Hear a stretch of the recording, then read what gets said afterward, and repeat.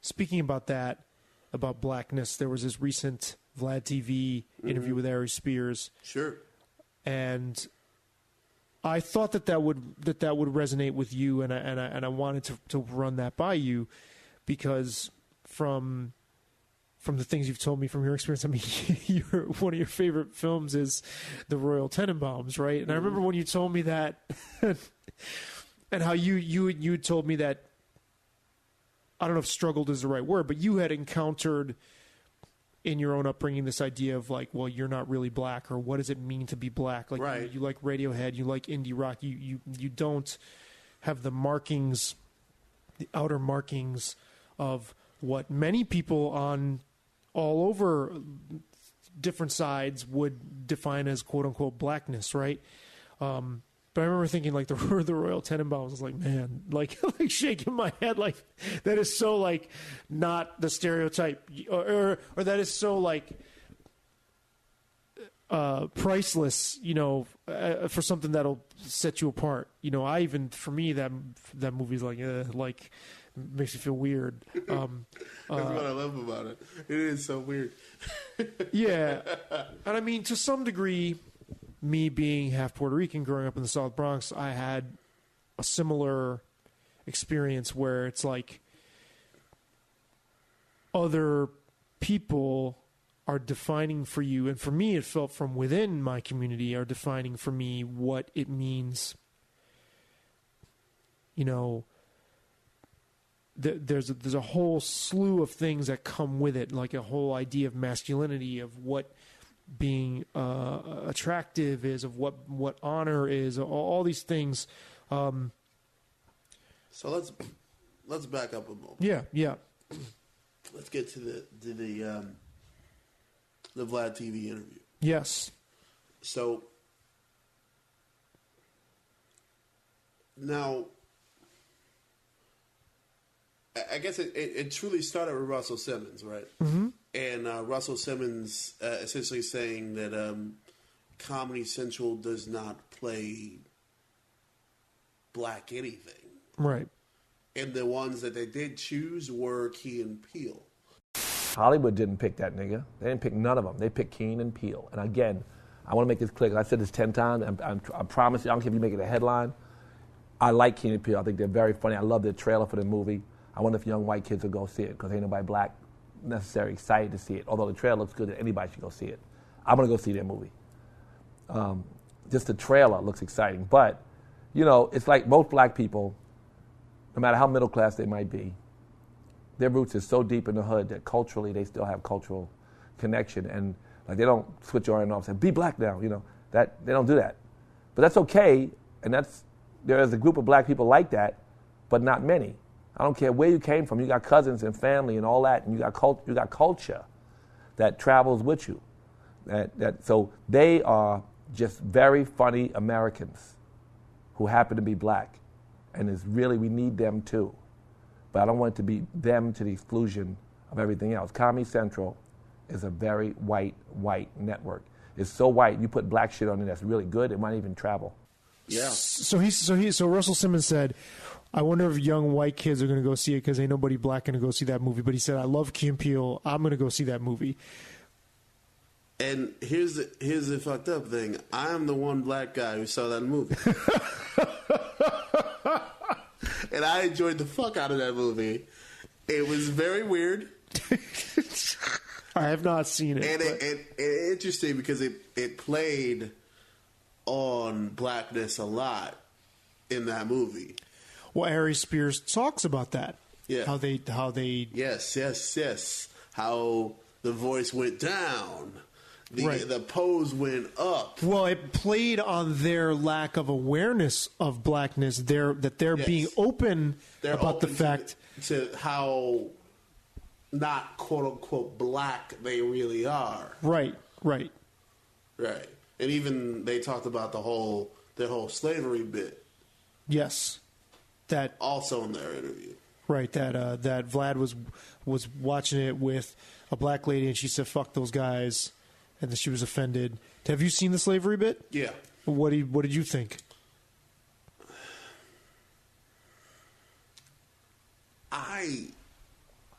I didn't like it. I don't love them.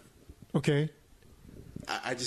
I'm not a big Key and Peele fan. But did you have an issue with not specifically the way they approached that? Okay. Because I guess bring up Ernest again, because it's another thing that comes up reoccurring, is that I'm harder on drama than I am on comedy. Okay. Because comedy is much fucking harder to do. Okay. And I think that they took a swing, and I thought the swing kind of sucked. Okay. So it didn't, but to me, it was not a, like I had more of a problem with Dave Chappelle and the N-word family. Oh, wow. That bugged me more than. Well, you are against the use of the N-word. I don't use it. Yeah, in either capacity, obviously. You know, or either. I don't use it at all. And for a long time, I didn't even listen to any music that it was in. Well, that would narrow down your choices, wouldn't it? Yeah, and then eventually I caved because, as you said, it's just me and no hip hop songs ever. So you didn't grow up. When did you stop? Like, when did you enact this policy of not using? And when we say the N word, we have to be clear. We're talking about GGA, not GGER. Both. That's obviously you're not using GGER. But I think that I know you don't value that distinction because we've talked about this before. But that's a distinction that has to be made when, because the media never reports it, which sense it's being used. Right. So obviously there's the what was standing for centuries and the KKK and slavery and the demeaning term, which is GGER, and then there's people calling each other that, like dude, in neighborhoods like the ones we grew up in. Right. So and actually calling people, you don't have to be black to be called that. I mean, anybody where I grew up, if they like you, they'll, you know. Right. I grew up using it. Especially you're half Puerto Rican. I heard it all the time. Yeah, so I grew up using it. I actually am for people using it within a certain realm, but then it gets tricky with rap music being so popular. Then you're putting people in a position to be comfortable with something, like you're inviting people to something that they didn't necessarily earn or something, and you're making. You're letting people off the hook a little bit too much, I think. See, I think the reason why the word should be used is because America shouldn't be allowed to give itself amnesia, and it should be reclaimed. And I think, like, sensible people know, like, if I'm around a bunch of gay dudes and they're throwing the word faggot around and they're calling each other bitch and queen, I'm not going to do that with them because I know my place, because they're familiar. I like that people can reclaim a word that's meant to be extremely painful and dehumanizing and say, no, fuck it, we're taking this back. But with rap being so popular, what do? You're no longer saying, even Fat Joe said, how can we say rap is for everybody if we can't have people singing along? Right, exactly. Good point. I mean, and I mean, comedians have joked about this, about what you do, like, what's that popular female comedian now who did Dear Fat People? The Canadian comedian. I'm sorry, I'm spacing on her name. Maybe you can add it in. But she does a really funny. She's got a Dear Black People video, and you think she's going to go in one direction. Oh yeah, the YouTube. Yeah. I forget her name. You think she's going to stumble all over it like a clumsy elephant, and she's actually she's very conscientious. But she jokes about how, like, she's like singing along and she like sticks her drink straw in her mouth. She's like, yeah, and starts humming like when the N word is there, like she doesn't want to say it. So when did you adopt this policy? Because it's a very there's a very specific moment for me. I remember literally the day. Okay, because I wasn't sure if you were just like from basically from the time you could speak. Nope, I'm never saying that word. You know. No. In the house I grew up in, it wasn't a word that was thrown around a lot, at least not by my mom, and my mom wasn't big on profanity at all. Okay. And I come from a black Protestant Christian background, so I had an older brother who threw it around all the time, but he was out of the house for the most part of that time. And of course, in my neighborhood, it was thrown around a lot. And I remember being in middle school, and I was starting to hang out with some rougher kids. Okay.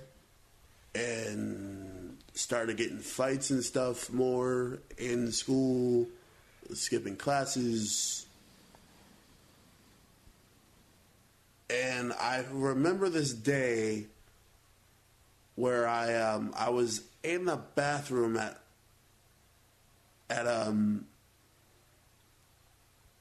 the old place, and I felt like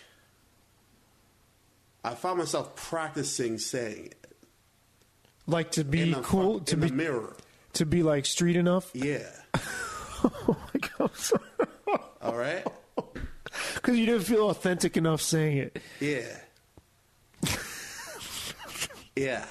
That could almost be a comedy routine right there, or something out of a film. Yeah. But it was me in a housing project in fucking terrible, shitty bathroom practicing this shit in the mirror. Wow. And I remember leaving the room and going to my bedroom and just laying on my bed like, what the fuck am I doing? You know, like it was just like a moment where it's just like, what am I doing? And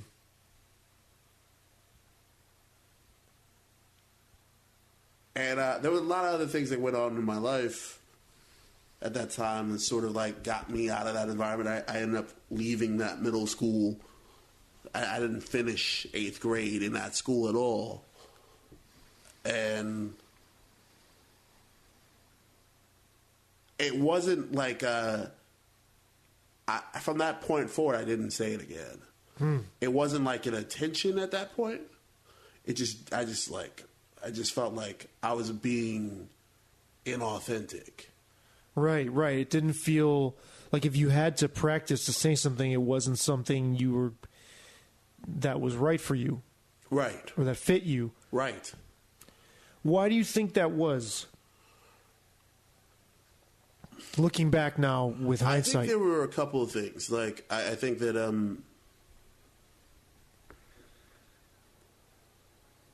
as a kid, I had a stutter.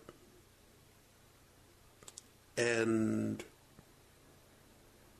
I sort of ended up learning a new cadence. Okay. In, like, elementary school. For speaking in general? Yeah. Okay. And I think there were a bunch of reasons for that. Wasn't as media obsessed then as I am now. Only I was constantly listening to the radio and constantly watching TV. Okay. And I was basically learning how to speak without a stutter. Okay. With a speech therapist in our schools district here. So as I had a real problem with S's. And I can still hear it sometimes. And it really annoyed me. So... Well, interesting. I've never noticed that, but... I think it's just in my in your head. Yeah. I don't think that's the kind of thing that just doesn't go away in your head. It just sort like of... the self-consciousness over that, yeah, you mean? of course. Right. Yes. It's like if you've had, like, a raging acne problem like I did. Sure. It's still sometimes hard for me to look people in the eye. Right. It's probably not even like... Hasn't been that way for 20-plus years. But it's still... The remnants of it definitely. Right. Definitely. It's the exact same. The remnants of not feeling like you can look someone in the eye. Sure. You're so self-conscious about something that you gotta... Yeah, it's still there. So I found myself... I knew that I was a different kind of kid, and I just could tell that instinctively. It's not that I was my grades were great or anything, but I'd kill at tests, and I enjoyed that. I read like crazy. You were doing things probably that kids around you weren't into. Didn't do. I Similar... was watching the McLaughlin group. I mean, who had like 8, 9. Like, who the fuck does that? Oh my god! Wow. You know, even like white geeky kids don't do. Right. I was gonna say you'd have been a geek like in a white neighborhood too, like a suburb too. Yeah, like, who the fuck? Right. What are you watching? That's so funny. No, and I have a similar experience. You know. So as to finish the circle, as I sort of emerged and like my cadence got better and it got more defined, and you know I always liked big words and sort of like I spoke properly, right, which is a whole thing. Yeah, we should address. We could do like 3 hours on that. Sure. But it's sort of, it became, plus I was deep in church at that point, and the combination of it it just wasn't something that I was used to saying, right, or used to even thinking about. And I heard it, right. It just was not something that felt natural out of my mouth. And you would have been hearing it from kids that you weren't really rolling with in the activities department anyway. And, you know, like I said, like where I grew up, it wasn't just tough kids. It was like, they just called, you know, like you and I walking, what's up, dude? Like, yeah. Like it's that casual. Right. And to me, it's actually a term of endearment. One of the reasons why I like being called that is because it's a sign, and I never use it around people who who I didn't grow up with. Sure. And I'm not going to walk into a room and be like, "What's up, niggas?" Because then people are going to be like, "Who the fuck is this guy?" Like, how dare this person, right? But like, sure. But going back home, it's just the way I heard people use it. It's like, you're one of us, you're accepted. Sure. And for me being half, right, and like you not being drawn to like. You know, I wasn't out there playing sports much. I certainly was not getting into fights. I wasn't really doing anything masculine. I was listening to Slayer tapes and you know, that's about it. And I had glasses, went to a private school, liked reading, you know, that kind of thing. So for somebody to call me that, it's like, okay, I'm embraced. I belong where I'm from. Right. So you wouldn't have been around doing stuff with the kids that were like a little tougher, Rough Rider kids, right? That were going to be throwing that around. But there was that, and there was the other angle. I'm glad you brought up music, because that's when musically things started to change also, because I went through this period where I just decided. I always thought that was stupid. In Rochester here, we have one black station, black-owned, WDKX. And I always thought that was stupid, that just as a black person, and it was clear to me that you either had to listen to that or you had to listen to gospel. Okay. And I just found it stupid. And I was a 9-year-old that liked talk radio. Wow. So, I mean, I just started to listen to all for a good 3-4 years. Just in town, Wham and Hot Talk, and just like Art Bell and like Bruce Williams and like Financial House. And from 9 to 13. Yeah. Wow, that's beautiful. That's really, like, you could script a character like that and it would be funny, and it would, you know, that's great. I love it. I didn't know that, but I didn't know it went back that far for you. Yeah. So I'm just like listening to just this. No wonder you were hurt when Morley Safer died. Yeah, totally.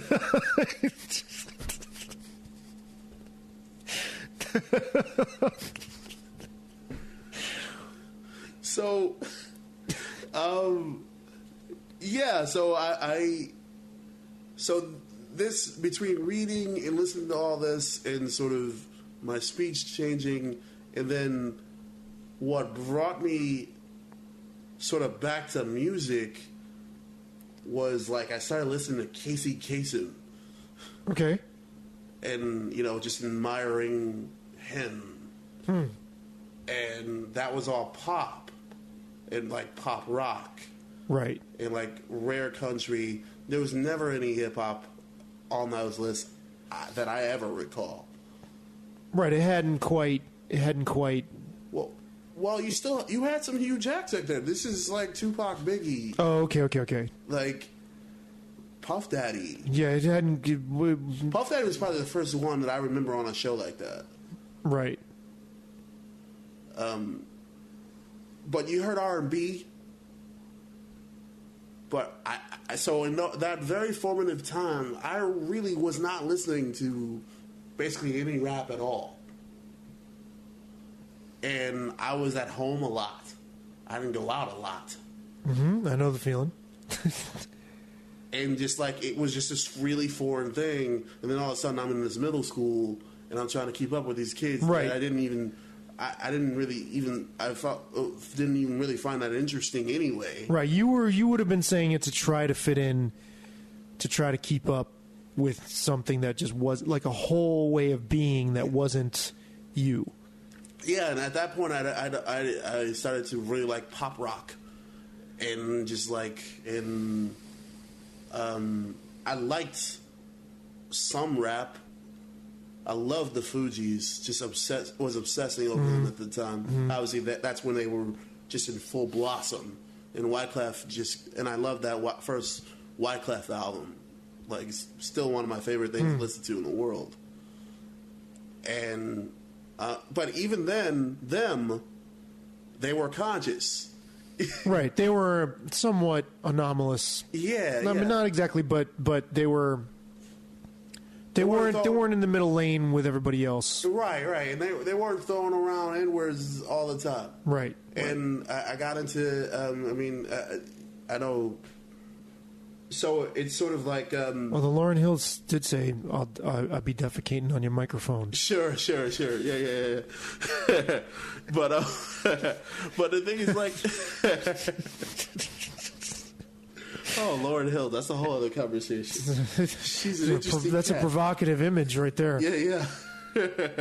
But yeah. So I just felt like I grew as I started to be shaped as a person. I was shaped away from those phrases, even though they were in my environment. I wasn't consciously in that environment. It was sort of like in my head, I was already gone. But now you also have an ethical objection to the word. Over time, I developed it. So, as I said earlier, I wasn't even listening to any music with it in it at all. I would just dismiss acts until really Outkast. Okay. Wow. I just found myself really enjoying them, and sort of like as I went back in their catalog, it's like I can't just dismiss this. I really love this stuff. So I think I felt that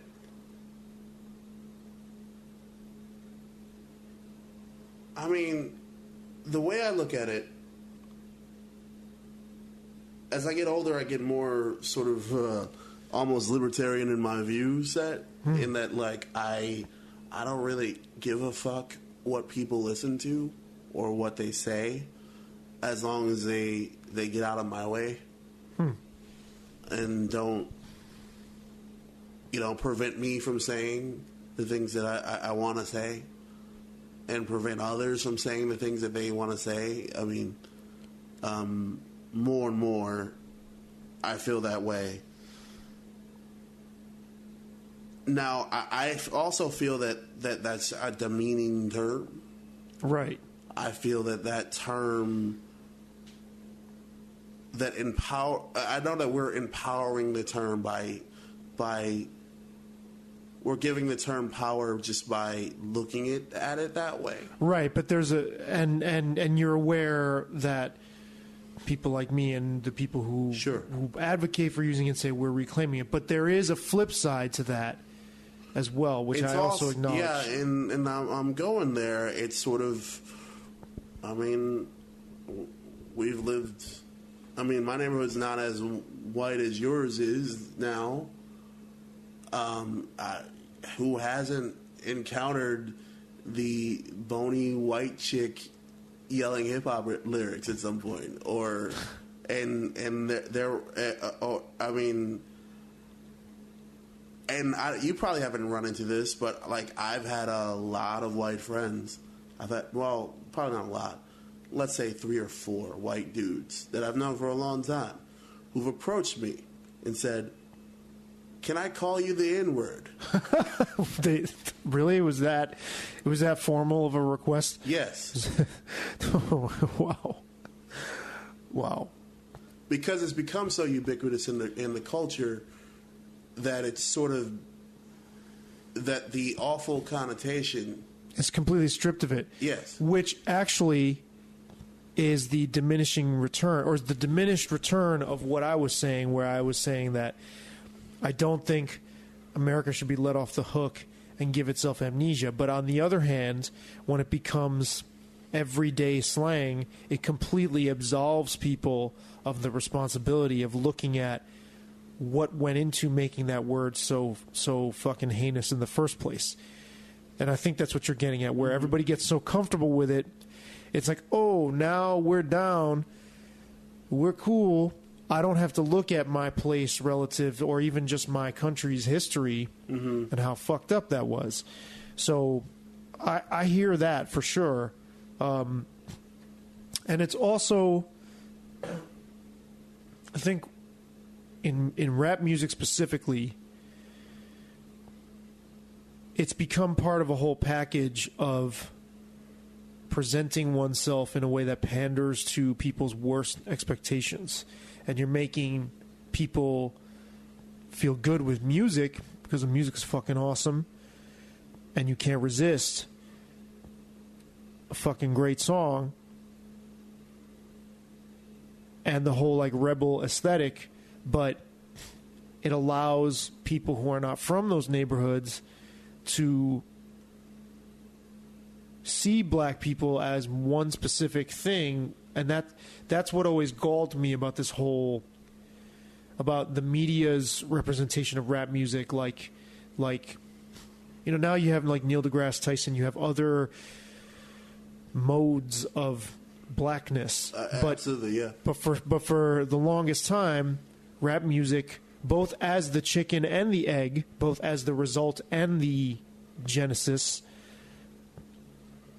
perpetuated a very narrow view. That's why Wynton Marsalis called it the new minstrel show, or a new form of minstrelsy, because it allowed non-black Americans to just look at black people as a cartoon. That's not the intention, I think, of rap music, and I know a lot of people say record labels were pushing that, and maybe to a point that's true. I certainly think the artists, nobody fucking forced them to do it. Sure. I don't even care if there were guys in suits who were in a conspiracy to, you know, it's like nobody forced them to do that. Like, they have options, right? So it becomes part of that whole thing, and I can see where that's problematic. But you're saying you think it's demeaning. Yes. And I also want to speak on because this actually brings just where hip-hop has gone, and it sort of brings Kanye back into the conversation, and that he wasn't the first, but he, in many ways, he is our most prominent black nerd. Right. And he has, and one of the things that brought me back to hip hop as a genre was not only him, but the Rush, his Kanye babies, for lack of a better term. Folks like Childish Gambino or Kid Cudi. Right. And that part of his influence, not just as a performer, but as a personality, is that he's showing a different shade of blackness that at that time, essentially, especially in his first couple albums, and where he's willing to go in terms of content, mm-hmm. popularize something that hadn't been expressed at that level. Not at that level. Right. I mean, people could argue KRS-One. Even you can argue Chuck D to a certain degree. That's right? definitely pushing it, though. But I mean, because I think as much as KRS and Chuck D were, or even Tribe Called Quest, yeah, of course. But even still, they're still part of that. They're still on the margins of the whole ball of wax that we're talking about. If you're on the outside looking in, you're going to see them all in the same, right, as part of that same world. You have to be in the world to notice that they're at an elevated level of consciousness, right? You see what I'm saying? So, like, no, I had never thought about that before, actually. And I never really thought, and I wouldn't say consciousness with with Kanye, consciousness definitely not applicable. I wouldn't say not applicable, but it wanes. Sure. I mean, I think that he'll beg Mark Zuckerberg for money and also put out new slaves. Right. So it just vacillates back and forth. Sure. But that just adds another. I think the rush in hip hop has sort of added another series of shapes. Wow. To the public perception of what black men can be. Sure. That gives me a whole new appreciation. I hadn't even thought about that before. Have I not thought about that? Because I know that his mom's a teacher, right? Yeah, she was a professor. Yeah, so I definitely thought about his background and how he stands out, but I hadn't framed it the way because that clearly had some resonance for you. That clearly struck a nerve. Absolutely. So I can see why you appreciate him. And I think it ties into the larger conversation. Going back to LeBron, going back to Curry, going to Key and Peele versus Aries Spears, and going back to my everyday existence. All right? So there are certain rooms that I walk into, big, dark-skinned black dude, where it's not that I'm having problems. It's that there's a level of intimidation simply in my existence. Right, for people. But then on the other hand,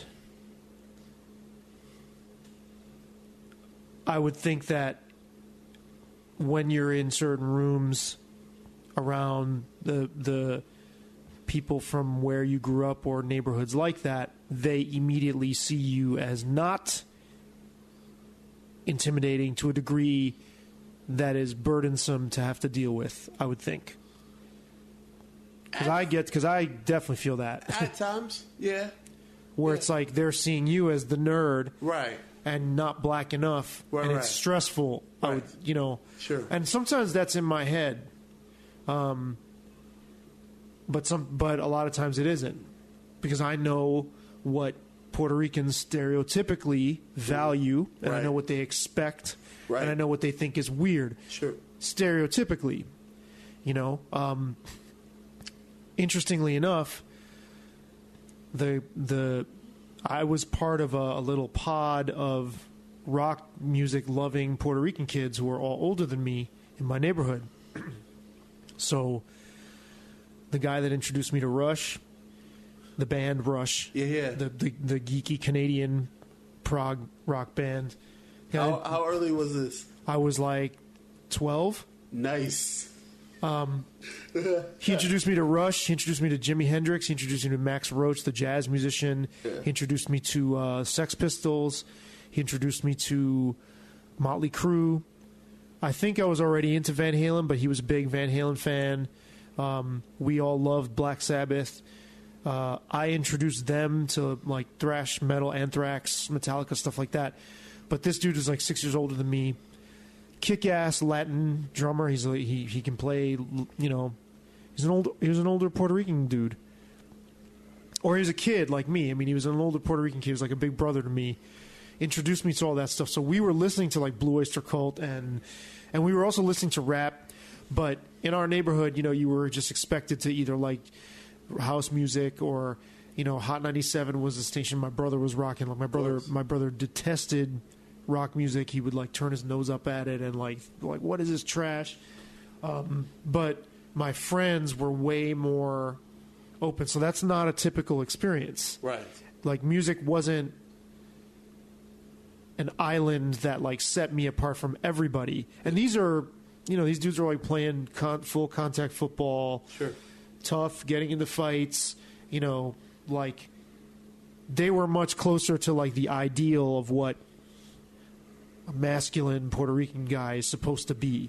But musically that world got to us, which is why in the Rush documentary they're like, oh, we're this underdog band. I wish I could like testify in that movie and be like, listen, you know, the people rocking Rush, people who got me into Rush were like a group of Puerto Rican kids, like, and we were like listening to it in the South Bronx. So you're not the underdog that you think you are. Like you reached quite far into like other cultural realms, you know. And like Michelle Ndegeocello loved Rush. She would go every year. She told me. So that was a really interesting wrinkle to it, because even though I stood out and wasn't a very physical kid. Definitely was not a tough or imposing kid, but I had that with my friends, and then we were a little island unto ourselves, surrounded by these people that were like very conformist about, you know, you like certain songs on the radio because they're on the radio, you wear certain sneakers because they're popular, you adjust your slang every fucking summer, you have to come up with a whole new set of slang, which I find really oppressive and really like fascistic and infuriating to keep up with. It's like, You mean you don't want to stay woke? I don't want to say nah mean, and I don't want to say fuck with now to actually mean like, yeah, I don't fuck with James Brown, meaning like I don't hang and roll with like now it means the opposite of what it actually meant. It's like, oh my god, I can't keep up. You know what I mean? All of that to me I found very oppressive. There's a constant expectation. It's like, and look, I'm half Indian, so I look different. I'm wearing a fucking tie to school, and I have glasses, and I have a backpack, and it's like instantly stand out. So there's pressure, and I still feel that in my head a lot. And sometimes I can tell like I'm bringing it to the table, and sometimes I can actually tell it's subtly in the room, like around Puerto Ricans or just people from urban settings like that. Like, you're different. I don't know what the fuck to make of you, you know. I was curious as to how much you experienced that too, where you're not enough of this. Like you know, what are you doing listening to that stuff? Or you're wearing something strange, or what the fuck is that? Royal Tenenbaums, what the fuck? Right. I mean, I even thought that. Well,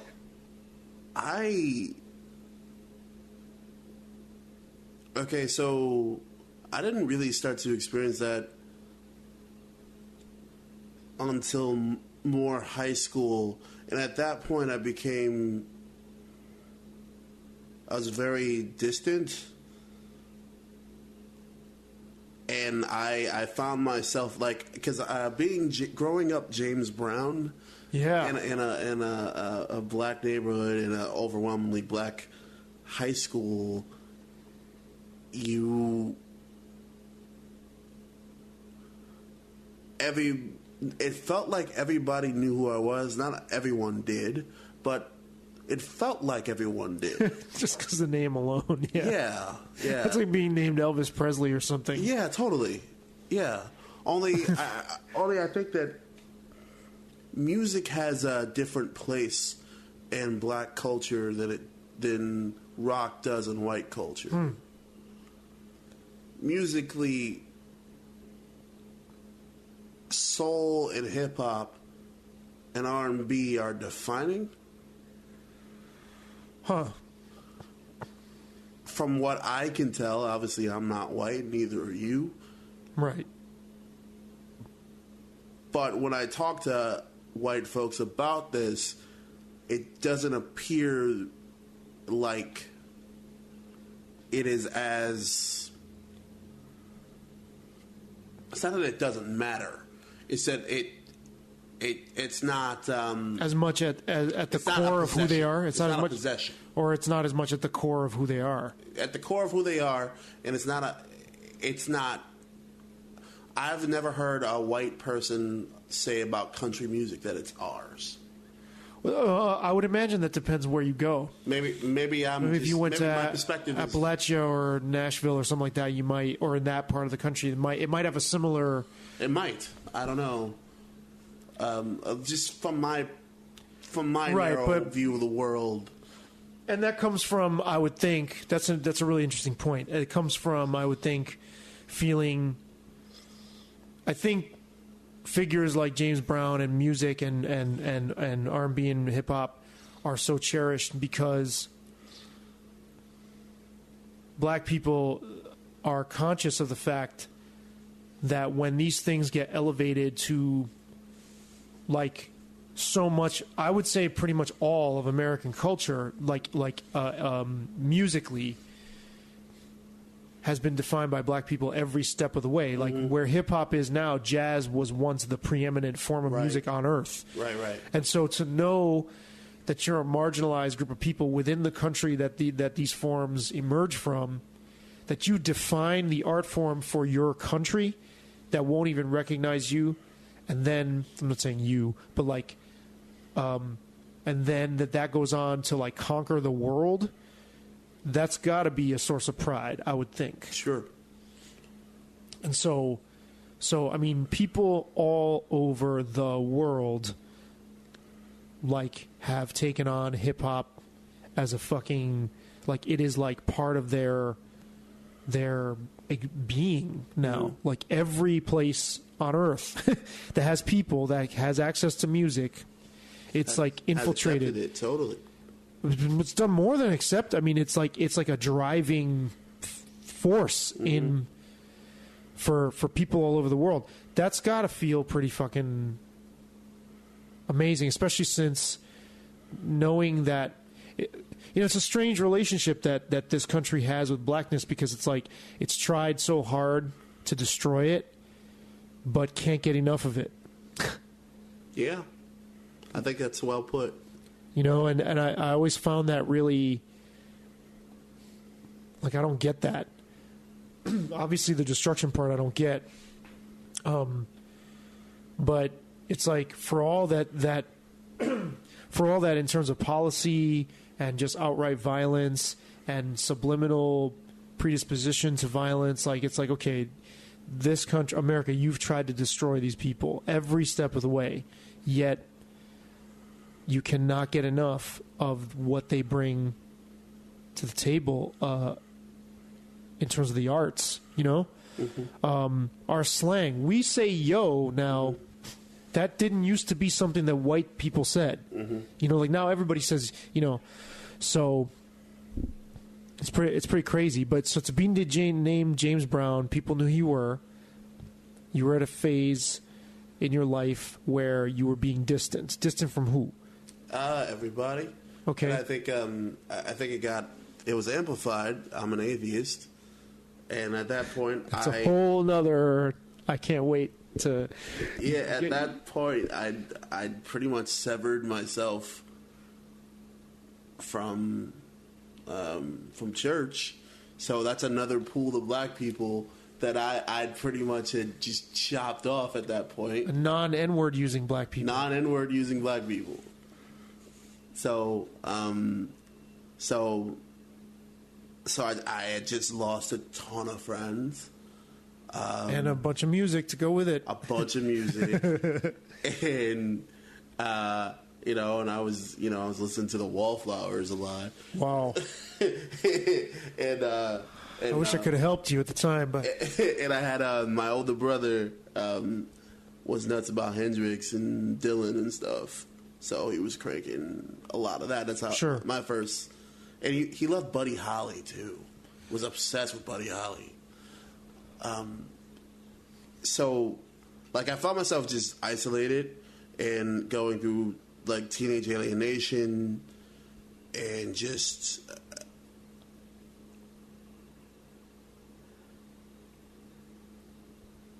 And just musically feeling like being attracted to, like, stuff like Korn. Okay. And I was going in, like, musically schizophrenic mode. Like, I was going from, like, Wyclef to Korn to Dave Matthews. Okay. To, like, Garth Brooks. Which is interesting that you would call that schizophrenic because you're not expected to be able to be an omnivore. No. When you're from wherever you're from, you sort of have to like adhere to kind of stay in the lane of whatever the community you're from is into, and that's really oppressive and aggravating. Yeah, and I think that at that point that helped draw a deeper wedge between me and hip hop. It wasn't even that I didn't like it. It's just that, like, I'm the type of person that does not like people keep telling me I should be my own boss. I don't like it when folks, like, demand that I have a certain opinion. Or adopt something or be up on stuff. And so, yes, I can relate very much to, like, oh, have you heard the new blah, blah, blah? And it's like, why do I need to...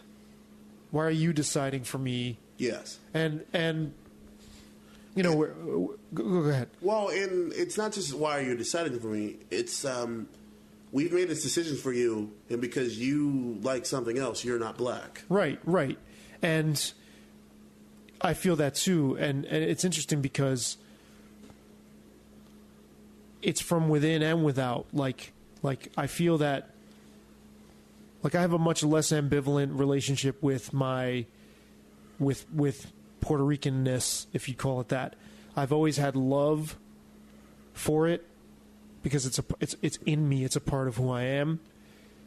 And obviously there are certain aspects that are super appealing, like the food and the way people talk, and sure. And I feel really great when I'm loved and embraced by people who sound like the people I grew up with, who sound like my relatives. You know what I'm saying? So those are great moments. But or like when, like, if I see a little old Puerto Rican lady and she starts speaking to me in Spanish, that feels good because I don't necessarily look the part either, kind of. But some people automatically will think so, and some people don't. But the whole idea that I have to be a certain thing. To me, it's not only is it really strangulating, but it's also like, well, wait a minute, you're limiting us for what we can be. Like you are, we ourselves are not embracing the range for what we can be. Like there are other things we can embrace. Like I really like that my older friends liked different music, that they took a stand against that. And as we got older, we embraced Latin music. Sure. Same guy introduced me to Eddie Palmieri, extremely famous Latin percussion player, like a god of he's like a titan of Latin percussion, like a Duke Ellington of that in that world, right? But we were like, we're not gonna just fucking just swallow what we're expected to be, and when other people, like I also have the experience of when there are white people or people who are not Puerto Rican who like they have a preset notion or they have a fetish or they have an attraction to quote unquote the culture, and I can sense that they see me as an anomaly too. That's fucking annoying to me too. It's like it's much more annoying from within, like because I feel the pressure. In a million little ways, people will make you feel weird. Your own people will make you, and they don't even mean to. They're not trying to make you feel shitty, but they're like, oh, well, you. It's like you just kind of feel like you're walking on hot coals sometimes. Like you can't be, any little gesture you make, any little item of clothing. Like if I went home dressed like this, I'd hear about it. Mm-hmm. That's really. It's like, come on, can you not be comfortable just being? You know what I'm saying? So it's interesting. And then being half Indian, I mean, I like to tell people, because this is how I feel, like I've never really dealt with overt racism from anybody in my life. Like I'm careful. But the most, I wouldn't even call it racism, the most sort of like boneheaded shit that I've heard has been from Puerto Rican people about being Indian. Wow. Which has given me a much more tolerant perspective on racism across the board, because I just see, and actually a lot of the illest shit I've heard about black people has been from my own people. Mm-hmm. Some of whom are pretty dark skinned themselves, but Puerto Ricans don't identify with American blackness. Mm-hmm. You should. It's a totally different mindset. Like the racial makeup of Puerto Rico is completely different. There is definitely racism there, and it definitely favors the lighter you are. Mm-hmm. But it's way common in Puerto Rico to have a family that literally runs the whole fucking spectrum. You can have blonde, blue-eyed relatives and relatives that are as dark-skinned as you in the same, like my family had that. Yeah. And then some people that look like half native, like olive or tan skin, you know, it's like the whole fucking pot is like you typically in your family. That's really cool. So culturally, coming from the Caribbean, you can be dark, you can be black skinned, but American blackness is its own world that we're not really a part. I mean, now living side by side, yes, but I heard a lot of shit that you would hear racist white people say. I've heard a lot of that shit growing up, and you know, I maybe feel bad outing my own people here, but it just made me feel like, you know what, people wherever they are, they like people who are like them. Right. That's very true. It's like anything you can latch onto that's different. You know, like African kids got treated weird in my neighborhood because they're totally, you know, they stick out like sore thumbs, right? Sure. And we didn't have African kids around, but I'm certain that if they were, that the same thing would occur. Yeah, I mean, they would have just stuck out. And this is the thing. This is why I think the idea of blackness, sometimes I think the black community in the U.S. gets tunnel vision. Sure. Because when you interact with black people from other parts of the world, they don't relate necessarily, like they stand out just as much. It's like you're part of this community that has been pushed into a corner, and you've developed your own mindset. Own psychosis? What? Own psychosis. Well, but then you've allowed somebody else's limits on what you can be to dictate who you are. Like that's not. I'm not saying you black people. Yeah. I'm saying any group of people like that. Like it's like, oh, we are not this other thing. We're on the margins of this bigger society. So we're going to take pride in these things we do a certain way, but then without realizing it, clamp down and create a really narrow bandwidth for what somebody can be within that. You know what I'm saying? Yeah, I get where you're coming from. I think that the thing that that brings to mind, I guess there's a number of ways I could go, but I'll go this way. I think one of the reasons why, obviously, we're a very specific group of people, and when I say specific, I mean it in a couple different ways. I mean, American black people. I mean, we could go into slavery. We could go through the whole, like, just not just slavery, but slavery and then isolation. Right. So I think that once you combine slavery and then the 100 years afterwards, and even to this day, being for the most part physically isolated from the rest of the population. Sure. Even within our cities. Sure, of course. That, I mean, I can't see how anybody would deny that. I think that what you end up with is that tunnel vision, where you sort of like you are sort of. I think you're fighting a lot of yesterday's wars, and I don't think that that's not always a bad thing. And I think some of those wars need to be had, because I don't think they're fully over. But they're not necessarily won by making you feel weird for dressing a certain way. Yeah, for making wearing, James Brown feel strange for liking the Royal Tenenbaums. Yeah. Or like dress is another thing, right? Hugely important. Sure. I mean, because at a certain point I stopped wearing jeans completely in high school, and that was a deal. That was a huge deal. And the same thing. And I went to Freddie Thomas Middle School at that point, and in middle school, like it was we had a dress code, and essentially the kids, but at a certain point, the kids just decided to not wear those clothes. Okay. And I actually won an award for actually sticking with the dress code. Oh my God. You know?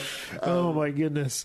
And then in high school, eventually just wearing khakis, wearing dress pants, and just making that choice, there's an isolation that hasn't ceased. Even, I would imagine, verging on hostility. And depending on the person. Now, I think as I got older, not so much. Like, as I got older, there are more and more, you know, I get to know other black people who are, if they're not blurs, they're like, you know, they're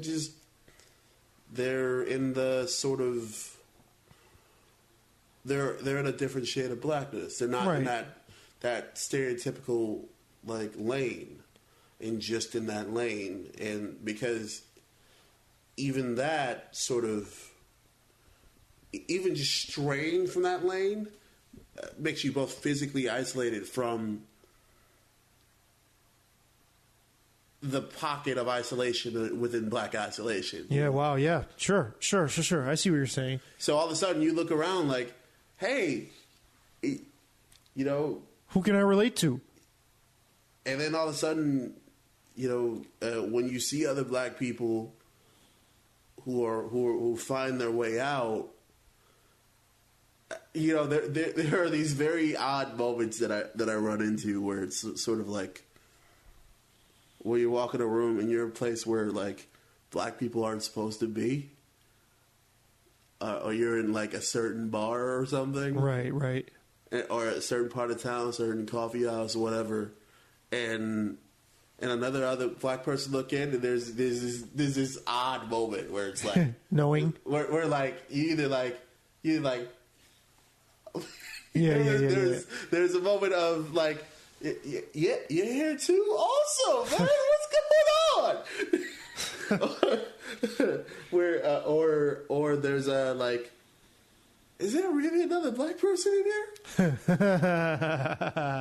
That's funny. And it's sort of I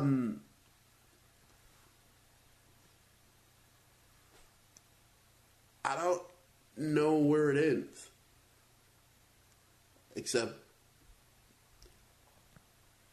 more time alone.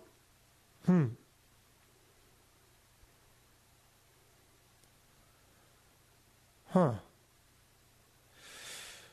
Or just feeling more comfortable out and about wherever, you know, I guess as time goes on, I just feel more comfortable, more so, not entirely, just kind of wherever I'm at, and enjoying the fact that, or learning to value the fact that no matter where I am, people's expectations are going to be a little bit thrown off. Mm-hmm.